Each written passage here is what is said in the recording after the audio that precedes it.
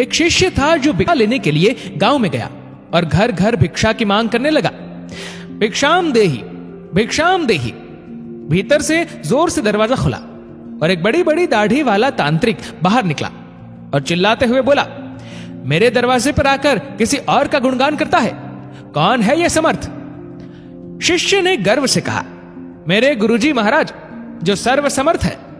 तांत्रिक ने सुना तो क्रोध में आकर बोला कि इतना दुस्साहस कि मेरे दरवाजे पर आकर किसी और का गुणगान करता है, तो देखता हूं कितना सामर्थ्य है तेरे गुरु में। मेरा श्राप है कि तू कल का उगता सूरज नहीं देख पाएगा, अर्थात तेरी मृत्यु हो जाएगी। शिष्य ने सुना तो देखता ही रह गया और आसपास के भी गांव वाले कहने लगे कि इस तांत्रिक का दिया हुआ श्राप कभी भी व्यर्थ नहीं जाता। शिष्य उदास चेहरा लिए वापस आश्रम की ओर चल दिया और सोचते सोचते जा रहा था कि आज मेरा अंतिम दिन है, लगता है मेरा समय खत्म हो गया है। आश्रम में जैसे ही पहुंचा, गुरुजी महाराज हंसते हुए बोले, ले आया भिक्षा? बेचारा शिष्य क्या बोले। गुरुदेव हंसते हुए फिर बोले कि भिक्षा ले आया? शिष्य ने कहा, जी गुरुदेव, भिक्षा में अपनी मौत ले आया, और सारी घटना सुना दी और एक कोने में चुपचाप बैठ गया। गुरुदेव बोले, अच्छा चल भोजन कर ले। शिष्य ने कहा, गुरुदेव आप भोजन करने की बात कर रहे हैं और यहां मेरे प्राण सूख रहे हैं। भोजन तो दूर, एक दाना भी मुंह में न जा पाएगा। गुरुदेव बोले, अभी तो पूरी रात बाकी है, अभी से चिंता क्यों कर रहा है? चल ठीक है, जैसी तुम्हारी इच्छा। और यह कहकर गुरुदेव भोजन करने चले गए। फिर सोने की बारी आई, तब गुरुदेव शिष्य को बुलाकर बोले, हमारे चरण दबा दे।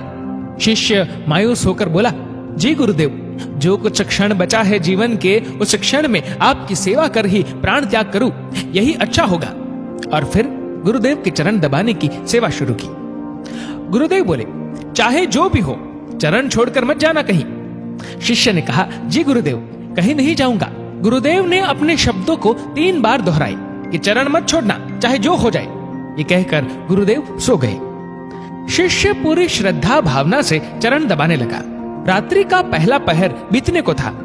अब तांत्रिक अपने श्राप को पूरा करने के लिए एक देवी को भेजा जो धन से भरी थी, सोने चांदी हीरे मोती से भरी थी। शिष्य चरण दबा रहा था, तभी दरवाजे पर वो देवी प्रकट हुई और कहने लगी कि इधर आओ और ये सोने चांदी से भरा ये पात्र ले लो। शिष्य भी बोला, जी मुझे लेने में कोई परेशानी नहीं है, लेकिन क्षमा करें, मैं वहां पर आकर नहीं ले सकता हूं। अगर आपको देना ही है तो यहां पर आकर दे दीजिए। वो देवी सुनी तो कहने लगी कि नहीं नहीं, तुम्हें यहां आना होगा, देखो कितना सारा है। शिष्य बोला, नहीं, अगर देना है तो यहीं आ जाइए। तांत्रिक अपना पहला पासा असफल देख दूसरा पासा फेंका। रात्रि का दूसरा पहर बीतने को था। शिष्य गुरु महाराज जी के चरण दबाने की सेवा कर रहा था। तांत्रिक ने इस बार मारने के लिए उस शिष्य की मां का रूप बनाकर भेजा। शिष्य गुरु के चरण दबा रहा था, तभी दरवाजे पर आवाज आई, बेटा तुम कैसे हो? शिष्य ने अपनी मां को देखा तो सोचने लगा, अच्छा हुआ जो मां के दर्शन हो गए, मरते वक्त मां से भी मिल ले। वो औरत जो मां के रूप धारण की थी बोली, आओ बेटा गले से लगा लो, बहुत दिन हो गए तुमसे मिले। शिष्य बोला, क्षमा करना मां, लेकिन मैं वहां नहीं आ सकता क्योंकि अभी गुरु चरण की सेवा कर रहा हूं, मुझे भी आपसे गले लगना है, इसलिए आप यहीं आ जाओ।